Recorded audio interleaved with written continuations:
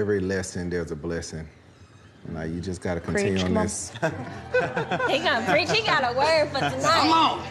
He's like Hebrews 12:8 says, "Give me with the Holy Spirit. I'll take it." Hallelujah. I'm sorry, but I like Clint. I'm just going to say it. I like Clint, and I don't know why Gina doesn't like him. I don't know why she gives him such a hard time. I like him. I like him. He's a man who's able to cook for everyone. He comes across as very funny. He comes across as caring. So hey, I like Clint. Anyway, hey there. Thanks for stopping by. Welcome to my channel. Okay, in this episode, I'll be reviewing Married at First Sight, season 16, episode 17. It's your girl Valerie. If you're new to my channel, please leave a like and a comment, and don't forget to subscribe. So the episode starts with everybody waking up, and you have Aries. He had to go home because he had to have a meeting with someone at work, and he's sort of saying, "Oh, the house is quiet. I miss Duchess. I miss Jasmine." And it's like, so is that all you needed? In that case, you should have taken time away from her earlier on in your marriage. That way you could have missed her and come back and made things work. It's a bit too late for you to say you miss her. Decision day is 6 days down the road. What's going to happen to you once, she goes her way, you go your way? I know I'm being a bit salty. I'm just upset that he's going to lose an amazing partner because of his foolishness. Anyway, and then Nicole and Chris this trip are something else. Well, she's excited. She's waking up next to Chris. She's going to enjoy the morning while he rests. Jasmine says she misses Aries, and she'll just have to make things work with all the other couples until Aries comes back.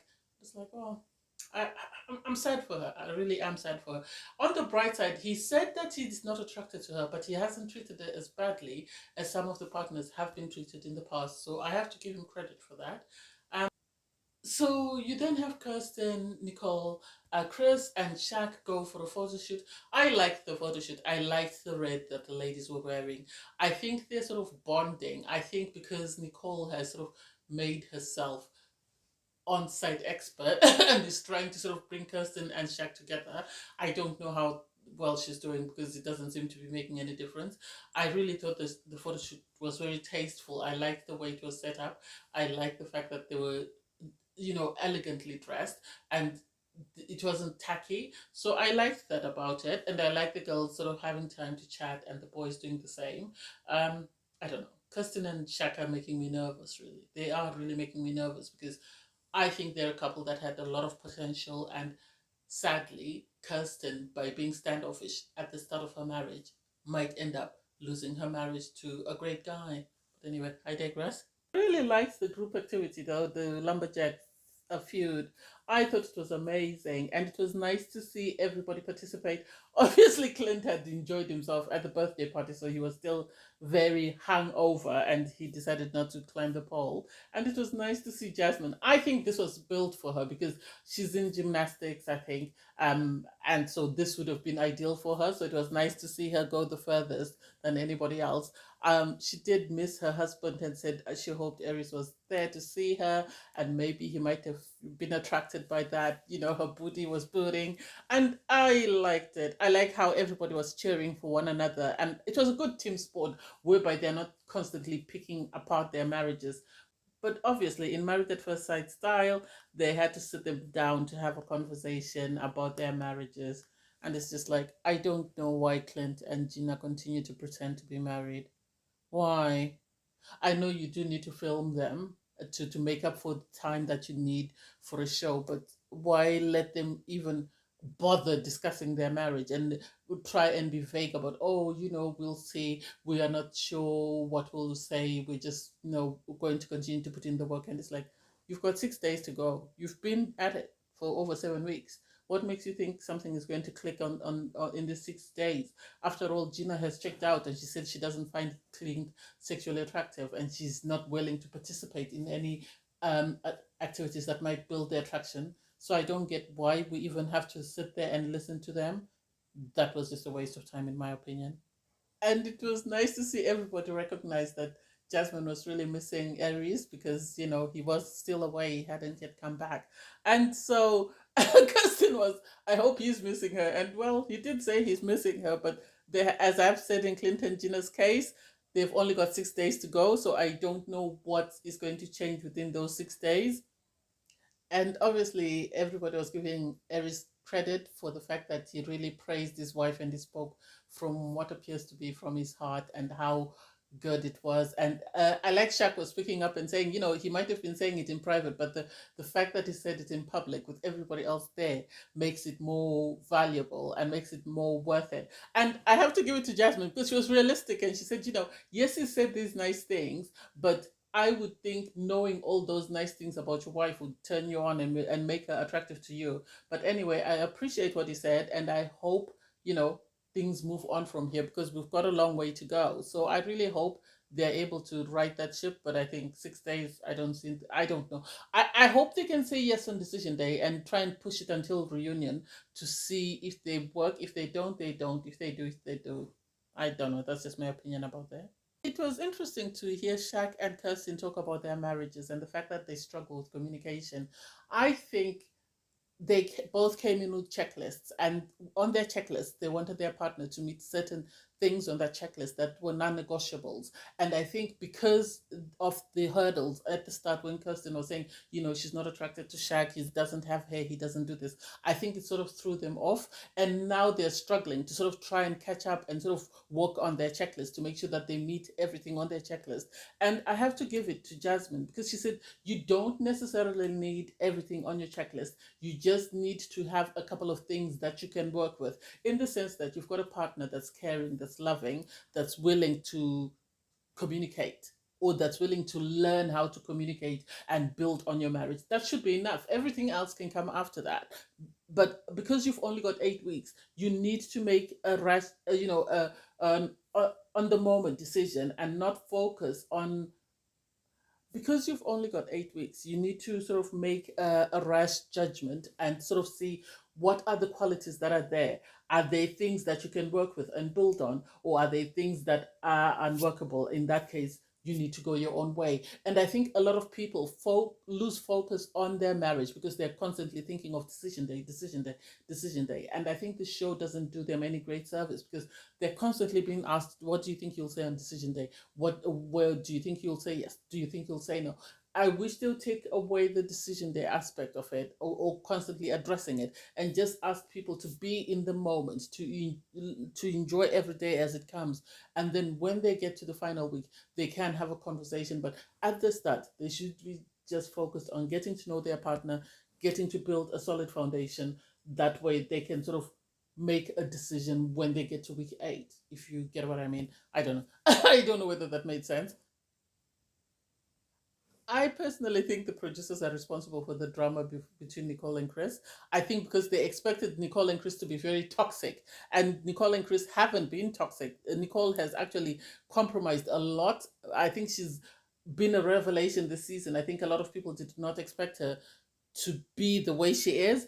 And so because there's been sort of peace amongst them, I think the producers have decided to bring in this conversation about what do we do about after decision day, where do we live, how does that look, what's going to happen to our animals. That should not have been a conversation that needed to continually be rehashed and rehashed and rehashed. So I don't get why we constantly had to see that. I don't get why we had to see that. I think that was not necessary. I think it's just unnecessary drama. If a relationship is working, allow it to work. You don't need to bring in things to just make it toxic. That's just my opinion. Oh my God, something needs to be done about whoever is the producer for Kirsten and Shaq. Because I don't get it. They're arguing about communication and the fact that they want to communicate deeper.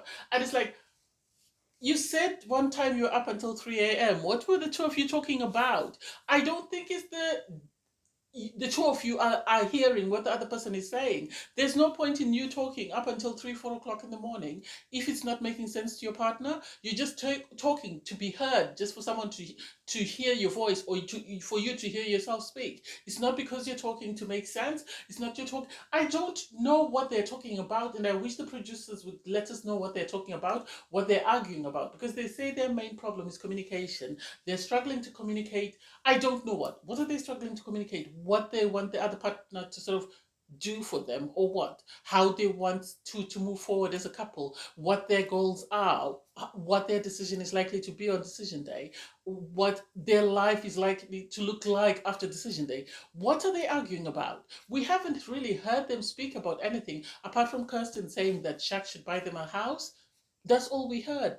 Otherwise, every other time we're hearing that when they're together, they're saying we need to talk, we need to go deeper. What do you mean by deeper? He wanted you to go with him to his work. You didn't go because you said you had other commitments. That would have been getting to know him deeper, seeing him in his element, seeing him thrive, seeing him shine. That would have been amazing for you. He came to your open house and he saw you in your element and how you were thriving in that. So I don't get that argument. I think it was more producer driven once more. And then just like clockwork, we have Gina and Clint. What are they talking about? Gina's business.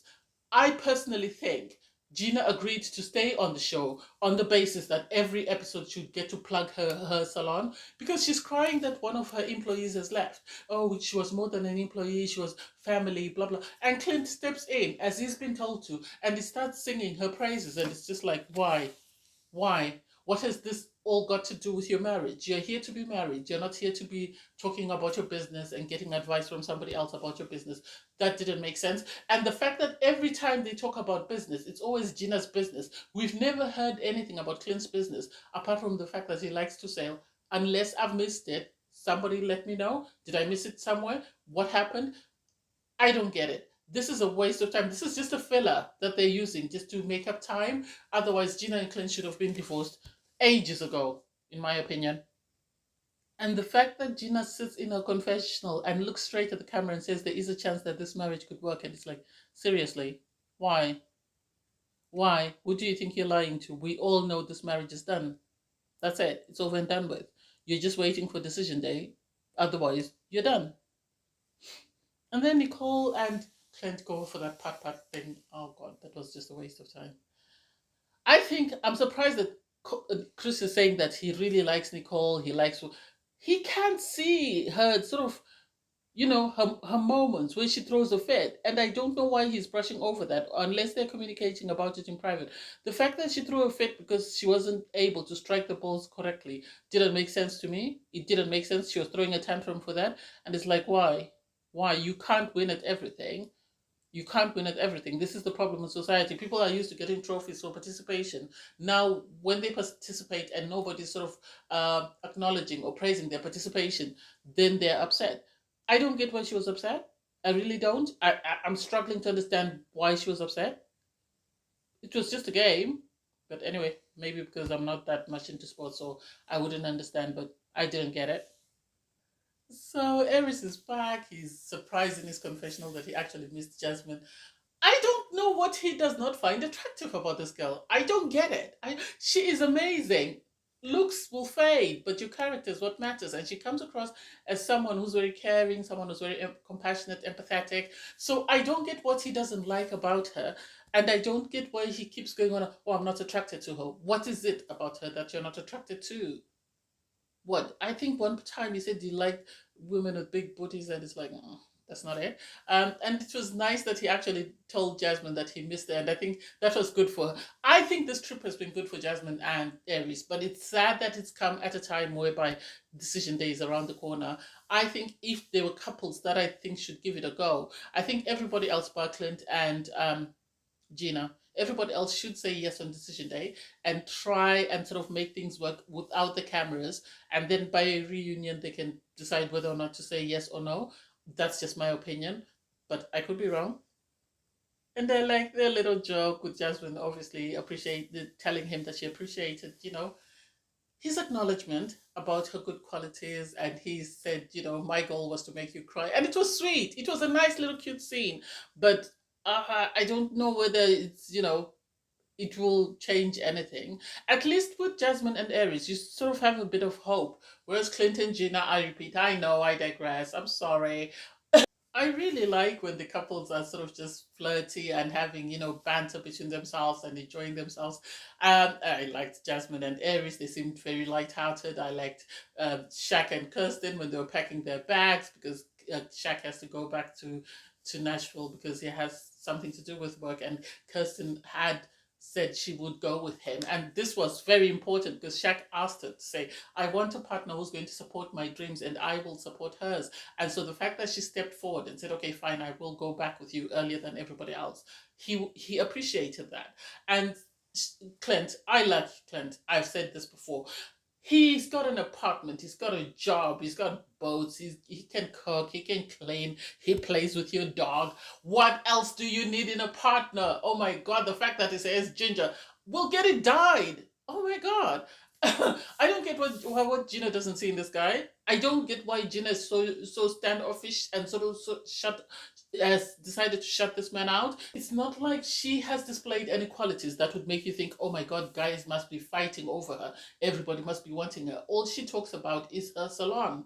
And I don't think that many guys can sit through that conversation. So the fact that she's got a guy who's willing to cook, who's willing to clean, who's willing to look after her dog, who's got a job, who's got an apartment, and she still chooses not to entertain him, sort of gets on my last nerve. And I liked the fact that everyone was giving their own words of wisdom, and Clint has to stand up and say hallelujah to sort of, Shaq talking, and then Aries was very mindful in the sense that he had to remind Kirsten and Shaq to say, you need to leave because it's getting dark out there and you need to go down the hill and you need to be safe. So that was sweet.